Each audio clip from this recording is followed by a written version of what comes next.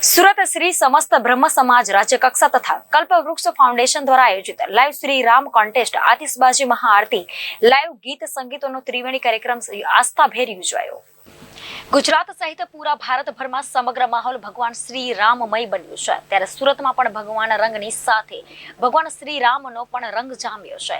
શ્રી સમસ્ત ગુજરાત બ્રહ્મ સમાજ રાજ્ય કક્ષા તથા કલ્પવૃક્ષ ફાઉન્ડેશન દ્વારા આયોજિત સુરત શહેરના અમરોલી વિસ્તારમાં ચાર ભુજા સર્કલ પાસે લાઈવ શ્રી રામ કોન્ટેસ્ટ ભવ્ય આતિશબાજી મહાઆરતી અને લાઈવ સંગીતનો કાર્યક્રમ યોજાયો હતો, જેમાં બ્રહ્મ સમાજના અગ્રણી ગિરીશભાઈ ત્રિવેદી દ્વારા જણાવ્યું હતું કે 500 વર્ષ પછી જે આપણી આસ્થા એવા ભગવાન શ્રી રામનો અયોધ્યા ખાતે પ્રાણ પ્રતિષ્ઠા મહોત્સવ થઈ રહ્યો છે, તેમાં ભારતભરમાંથી દરેક લોકો સહયોગ આપી રહ્યા છે।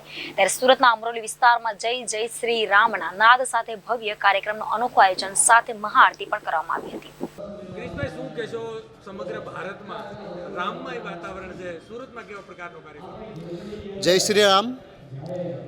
સમગ્ર ભારત 22 તારીખની એક રાહમાં બેઠું છે, ત્યારે કે 22 તારીખે બપોરે ભગવાન શ્રી રામ એમના નિજ મંદિરમાં પ્રાણ પ્રતિષ્ઠા થવાની છે, ત્યારે સમગ્ર ભારતવાસીઓ સનાતનીઓ દરેક હિન્દુના મનમાં એક થનગનાટ છે અને દરેક પોતપોતાની રીતે ભગવાન શ્રી રામની આરાધના કરી રહ્યા છે।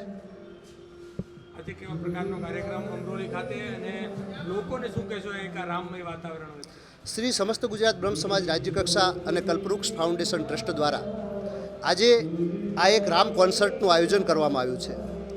જે રીતે સમગ્ર હિન્દુસ્તાનમાં એક આનંદનો માહોલ છે, એ માહોલનું સહભાગી થયા વગર બ્રાહ્મણો અને સુરત કેમ રહી શકે, તો અમે અમરોલી વિસ્તારની અંદર એક ભવ્યાતિ ભવ્ય શ્રી રામ કોન્સર્ટ, આરતી, દીવા અને સાથે આતશબાજી વગેરે કાર્યક્રમોનું આયોજન કરેલું છે। Reporter Arvind Rathod, Janadesh news, Surat.